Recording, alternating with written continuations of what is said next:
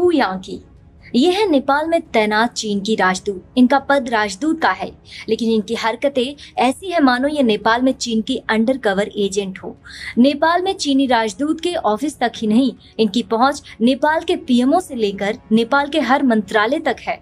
और तो और नेपाली सेना के साथ भी इनकी बैठक खबरों में रहती है। वर्ष 2018 में ये नेपाल में चीन की राजदूत बनी थी और उन्होंने आते ही ऐसी जादू की छड़ी घुमाई कि नेपाल और चीन के रिश्ते मजबूत होते चले गए। मानना पड़ेगा, जो काम चीन के अन्य राजदूत नहीं कर पाए, वो काम आते ही चीन की इस खूबसूरत महिला राजनयिक ने कर दिखाया। हु यांकी ने 2018 के बाद से ही दो बातों पर खास ध्यान दिया। एक तरफ उन्होंने चीन नेपाल संबंधों को मजबूत करने का बीड़ा उठाया, तो इसके साथ ही उन्होंने भारत नेपाल संबंधों में फूट डालने का प्लान बनाया। या यूं कहें कि भारत और नेपाल के बीच चल रहे विवाद में अगर किसी को सबसे बड़ा कारण माना जा रहा है तो वो 50 वर्षीय चीनी राजदूत हु यांकी ही है। हु यांकी दिखने में बेहद खूबसूरत और सहज नजर आती हैं। जो कभी नेपाल के किसी कार्यक्रम में नृत्य करते हुए नजर आती हैं, तो कभी नेपाल के सरकारी कामकाज में हस्तक्षेप करते नजर आती हैं, और कभी कभी तो नेपाल के लोगों की समस्या पूछने के नाम पर सबसे बातचीत करती नजर आती हैं। हद तो तब हो जाती है जब नेपाल में कोरोना को लेकर चल रही तैयारी को लेकर सीधे नेपाल के आर्मी चीफ से मिलती है। आप बस कहते जाइए, हु यांकी हर वो काम करते नजर आएंगी जो एक कूटनीतिक मर्यादा के खिलाफ होगा। सबसे पहले वो चर्चा में तब आई थी जब मई की शुरुआत में नेपाल के प्रधानमंत्री केपी ओली शर्मा की पार्टी में तनाव अपने चरम पर था और कुर्सी हाथ से जाने वाली थी, परंतु केपी ओली शर्मा ने उन्हें खुली छूट दी सभी नेताओं से मिलने की और उनकी कुर्सी बचाने की। वो इसमें सफल भी हुई और अक्सर केपी ओली शर्मा अपने देश से जुड़े महत्वपूर्ण मुद्दे पर उनसे चर्चा भी करते नजर आए। और तो और माना जाता है कि हु यांकी के साथ गुप्त बैठक करने के बाद ही ओली ने भारत के साथ बॉर्डर विवाद बढ़ाया था और भारत के काला पानी, लिम्पियाधुरा और लिपु लेक पर अपना दावा ठोका था। हु यांकी सिर्फ पीएमओ के साथ ही नहीं बल्कि नेपाल के अन्य मंत्रालयों के साथ भी बेहद करीब सहयोग बनाकर रखती हैं। कुछ मामलों में तो उन्होंने कोरोना की स्थिति को काबू करने के नाम पर नेपाली मंत्रालयों के काम में हस्तक्षेप भी किया। इससे समझ में आता है कि नेपाल के 68 वर्षीय प्रधानमंत्री केपी ओली शर्मा ने किस हद तक इस खूबसूरत चीनी राजदूत को छूट दे रखी है। एक बार फिर जब ओली की कुर्सी पर खतरा मंडरा रहा है तो हु यांकी मैदान में उतर गई है।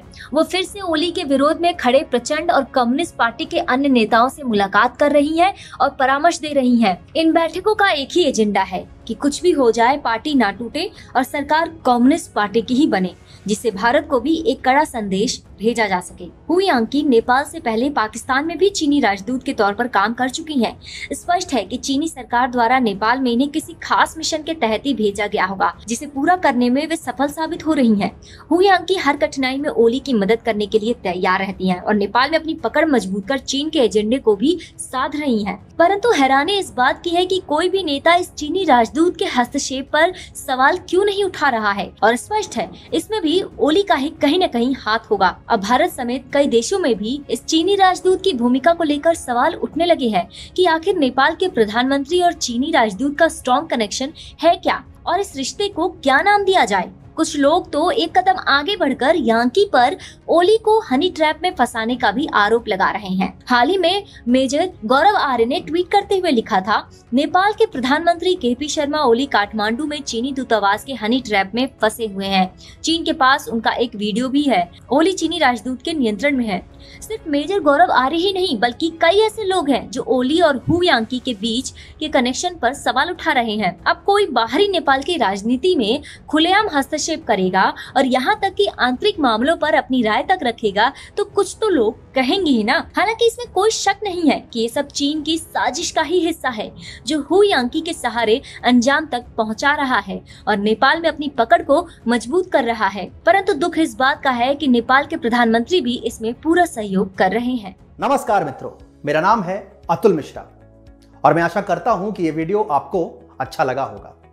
हम 2012 से ही भारत में सोशल मीडिया पर राष्ट्रवाद और हिंदुत्व की अलख जगा रहे हैं। हमारा नवीनतम प्रयोग है TFI स्टोर, जिसका मुख्य उद्देश्य है वामपंथी इतिहासकारों द्वारा दबा दिए गए हिंदू वीरों को पुनः जागृत व स्थापित करना और साथ ही साथ देव भाषा संस्कृत का प्रचार प्रसार करना। आपके द्वारा खरीदे गए टी-शर्ट्स, मोबाइल कवर्स, पोस्टर्स इत्यादि द्वारा प्राप्त धन हमें इस युद्ध को आगे बढ़ाने में सशक्त करेगा। इससे जुड़ी सारी जानकारी वीडियो के डिस्क्रिप्शन सेक्शन में है। आशा करते हैं आपका सहयोग नित निरंतर मिलता रहेगा। नमस्कार, जय श्री राम, जय हिंद।